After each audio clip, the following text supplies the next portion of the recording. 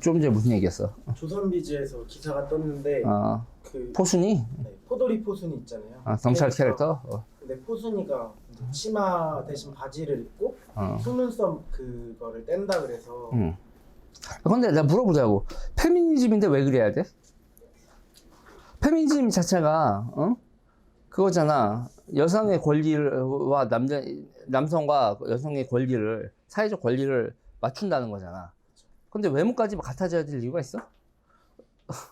그럼 남자들은 여자한테 잘 보이려고 요새 화장까지 하잖아, 남자들도. 응? 근육 키우고 막 이러는 거. 뭐 일하려고 근육 키워? 잘 보이려고. 왕자 같은 거 왜 만들어? 배고 효도를 같이 하면 되지. 응? 남성미 해가지고 효도로 막. 응? 남자애들한테 보여주려고 할 때는 효도를 같이 하면 되는 거지. 왜 그렇게 왕자까지 만들고 그렇게 그걸 육체미라고, 응? 그게 아름다움이라고. 왜 그렇게 해? 여자한테 보여주려고 하는 동기 되게 많잖아. 그러면 도대체 아름다움, 이성한테 어필하고 하려고 하는 것들이나 그런 문화적 코드까지 다 지우려고 하는 게 페미니즘이라고 불러준 이유가 뭐야? 좀 생각해 봐야 될 문제가 있어. 이게 뭐냐면, 우리 사회가 지금 페미니즘과 관련돼서 정말, 이게 묻어가는 게 하나 있는데, 민주 세력의 주사파가 묻어가듯이, 이 페미니즘에 묻어가는 세력이 하나 있어. 레즈비언이즘이라고. 레즈비언이즘은 되게, 이게 레즈비언의 권리 찾기,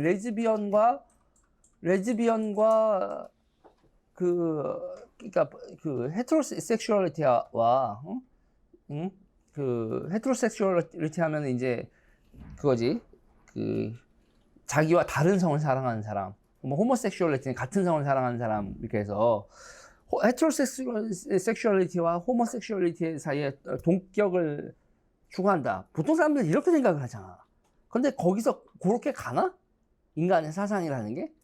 자, 식민지 국가들이 있어. 식민지 국가들이 제국과 우리 사이의 권리를 동등하게 간다. 여기까지만 가나? 민족주의가? 그 이상 가지. 우리 민족이 최고여까지 가잖아. 마찬가지라니까? 페미니즘도 여자가 최고야로 가고, 레즈비언이즘도 어떻게 가냐면, 그거 간다. 레즈비언이 최고야. 이렇게까지 간다고. 근데 여기서 이 페미니즘하고 여기서 이렇게 되면 레즈비언이즘에서 그게 더 극단적인 형태로 민족주의의 극단이나 페미니즘의 극단, 레즈비언이즘의 극단으로 가면 뭐가 벌어지냐면 남자가 필요 없다. 남자가 필요 없다. 이런 사고방식까지 간다고. 근데 우리가 설마 그러지. 설마. 근데 이 설마가 항상 벌어지는 일이야. 설마가. 그러니까는, 남자가 없이 세상이 어떻게 돌아가, 이렇게 생각할 수도 있는데, 어차피 여자만 있으면 개체는 보존이 된다. 뭐 이런 사고방식이야. 그러니까는 남자를, 뭐, 시종자? 이적계, 남자가 2명만 있어도, 여자 8명 있어도 인류 보존에 별 문제가 없다. 이런 얘기까지 한다니까? 나 그것도 그런 얘기하는 사람 누구였는지 황당한 사람 그 이름이 생각이 안 나네. 그런 황당한 사람까지 이름까지 다 기억해 줄 일은 없는 건데. 그러니까는 우리가 보편적 공존 이런 걸 생각을 한다고 하는데 보편적 공존을 생각하는 사상은 세상에 그렇게 많지 않아. 세상의 모든 사상은 내가 짱이야 이런 식으로 가지. 우리 집단이 짱이야, 내가 짱이야로 가고 상대를 이렇게 배격하면서 자기 자신들의 정체성을 강력하게 주장하는 사상이 어떤 사상이든 주류가 돼. 보자고. 교회. 예수님이 뭐라고 했어? 너의 이웃을 사랑해라. 예수님이 언제 타 종교에 대해서 뭐 야훼께서 말씀하셨다. 나 이외의 신을 섬기지 마라. 우상을 섬기지 마라. 이런 얘기를 하셨다고는 하도 예수님은 그러지 않았잖아. 글로벌 종교였잖아. 응? 유대인만 믿으라는 것도 아니었고 모든 게 다 이렇게 믿으라는 거였잖아. 그런데 다른 사람들을 배격해. 그리고 예수님을 믿지 않고 그러면 사찰을 불태우게 해주십시오. 뭐 이런 얘기까지 하잖아. 자기들을 제외한 나머지를 배격하는 거야. 그러니까 그런 걸 보고 익스트라 에반겔리즘 이렇게 얘기를 하는 건데 그러니까 배타적 전도주의. 이 배타적 전도주의의 성격을 이 배타적 전도주의의 성격을 가지면 뭐가 생기냐면 그 사람들이 뭐가 되겠어? 질럿이 돼, 질럿이. 페나틱스, 질럿 이런 식으로 광신도가 된다고. 그리고 광신도가 많을수록 그 집단이 투쟁적이 되고 이거 다른 집단과의 투쟁에서 승리를 하는 경험도 많아. 응? 이 근대 세상이 좀 이상한 세상이라 그렇게 배타적인 사람들을 상식이라는 거 있잖아. 그 익스트라 에반겔리즘을 극복한 근대의 가장 큰 특적이라고 하면 페인이 무슨 페인이었는지 순간적으로 또 까먹었네. 페인에서 이 커먼 센스, 일반적인 보통 쟤 왜 저래 이러는 거 있잖아. 너무 극단적으로 가는 사람에 대해서 왜 저래 이렇게 말하는 사람들이 정치와 권력에서 사회적 주류가 될 수 있는. 근데 왜 저래 하는 사람들이 방관자가 되면 어떻게 되겠어? 방관자가 되면 질럿들이 정치 권력과 종교 권력, 사회 권력을 장악을 하지. 그러면 그 소수가 나머지한테 사상 주입을 시키게 되고.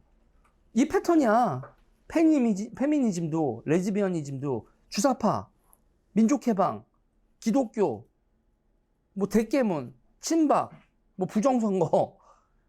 자기들이 소수인데 들들들들 끓으면서 다수에 대해서 대단히 공격적으로 나오지. 그런데 그게 다수는 먹고 살기 힘들다, 뭐다, 기타 등등해서 이 정치 투쟁의 장에 나오지 않고 소수들이 극악스럽게 떠드는 얘기들이 정부 정책과 그리고 이제 권력을 잡는데 유리해지고 있어. 그러니까 우리가 현대 사회, 근대 현대로 오면서 여론이 발달하면서 커먼 센스에 입각해서 그래서 우리가 모두가 다 같이 어느 정도의 공동적으로 동의하는 것들이 국가 정책이 되고 정치가 되는 시대에서 지금은 어떻게 되는 거야?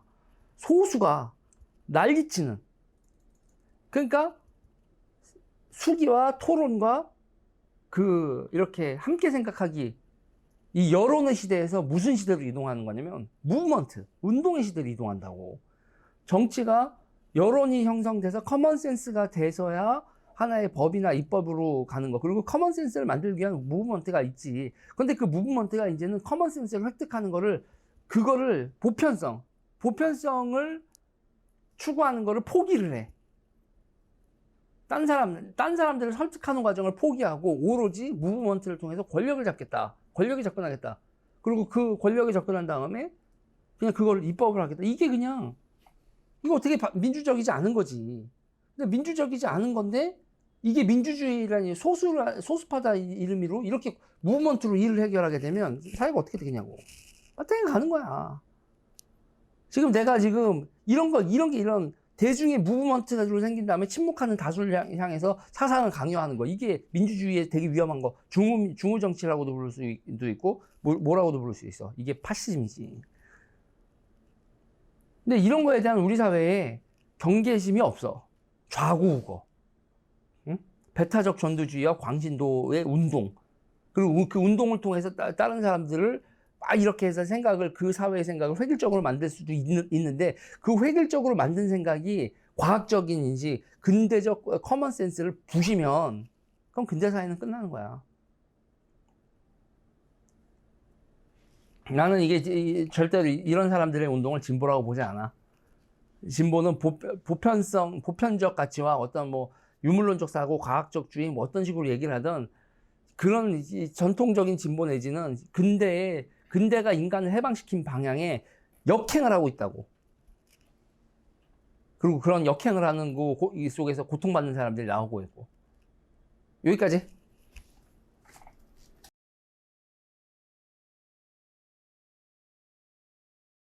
지금 서울 수도권 집값 계속 올라가고 있어.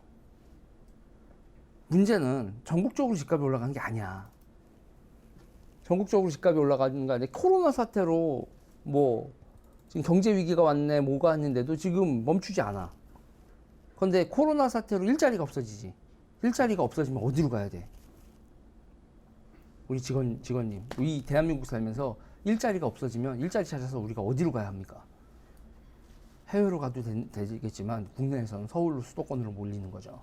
이게 정말 문제가 심각한 게 울산이나 창원 이런 산업도시들 같은 경우에 젊은 사람들 일자리가 없어. 그러니까 나이 드신 분들이 일자리를 지키고 있고 부산수를 안 키워. 이게 대한민국의 비극이지. 그리고 학교, 대학 들어갈 때 지방 대학 가나요? 지방 학생들이? 지방 학생들이 지방도 대학도 지방에서 자기 거점 대학도 가지만 수도권으로 몰려오잖아요. 수도권에 몰려오는 게 1년에 7만 명인가? 이거 한번 그 그래프로 해서 그것도 이제 학생들 인구수 자체도 주니까 한번 보자고요. 보세요. 지방에 있었던 젊은이들이 취업이 안 돼서 올라오기도 하고, 그리고 학생들이 아예 서울 학교로 유학을 와서 그냥 서울에 눌러 앉기도 하고, 그리고 외국 사람들이 우리나라에 와서 정착할 때 주로 어디로 정착을 하겠어요? 그것도 서울 경기권이죠. 그러면 서울 경기권은 수요가 계속 있고 공급은 항상 달리고, 그리고 거기다가 그냥 사람만 오나? 지방에서 서울로 서울로 자기 자식이 뭐 유학을 가든 거주를 할 때 부모님들이 그냥 하나? 전셋값이라도 서울로 돈도 오지. 뭐 1억, 2억, 3억, 뭐 지방에 있어서 뭐 해야 될 돈들이 그냥 전부 다 서울로 돈 오지, 사람 오지. 그리고 집 모자라지. 집값이 오를 수밖에 없죠. 그런데 지금 정부가 이런저런 규제한다고 해서 재건축 규제나 기타 등등으로 해서 어떻게 되는 거냐면 공급 부족이 벌어지고 있으니 당연히 집값은 오르죠. 그러니까 이 부동산이라는 것 자체가 지금 있는 모든 집들이 매물이 아니라 부동산 시장은 집들이 있으나 매물로 내놔야, 나 이거 팔아요라고 내놔야 시장에 나오는 물건인데, 그 공급이 집은 많을지언정 매물로 나오는 물건이 없으면 그것도 또한 시장의 공급 부족을 야기하고, 사방팔방 공급 부족을 야기하고 지속적으로 수요는 늘 수밖에 없는 사회 구조라면 이게 답이 나오겠냐고. 근데 여기서 문제는 뭐냐면 이거로 인해서 경제적 위기가 심화됐으면 될수록 이게 참 트랩이야, 트랩. 대한민국의 경제 위기가 심화되면 심화될수록 대한민국 경제의 수도권에 대한 의존은 어떻게 된다? 높아져 갈 수밖에 없다. 그러면 결국은 이렇게 되면 지방을 살리는 거의 기본은 일자리고 그 일자리를 만들기 위해서는 지방 거점 산업이 있어야 되고, 그 산업 자체가 나이 먹어서 은퇴하고 젊은 사람 들어오고가 이 사이클이 완성이 돼야지 된다는 건데, 대한민국은 지금 쭉 성장을 했는데 그 성장을 이어갈 사이클이 끊어져 버린 거지, 인구적으로. 그래서 지금 이 성장과 번영을 누렸던 지금의 40대도 별로 없어. 50대들이 은퇴하고 나면 그 번영된 산업을 이어갈 수 있는 후배들, 국가적 구조가 없다. 그러면 이거 어떡하냐고. 큰일 난 거야. 큰일 난 거고, 이거를 해결해야 되는 시간이 10년도 안 남았다. 이거 정말 심각하게 받아들여야 됩니다. 오늘 이게 매일경제 일면이었던 것 같은데, 매일경제 일면에서 이거 어디였어? 매일경제 일면 어디 있겠지. 이게 여러분 심각하게 받아들여야 됩니다. 이대로 가면 대한민국은 수도권만 살아남아요. 뭐 곰곰이 생각해볼 문제다. 여기까지.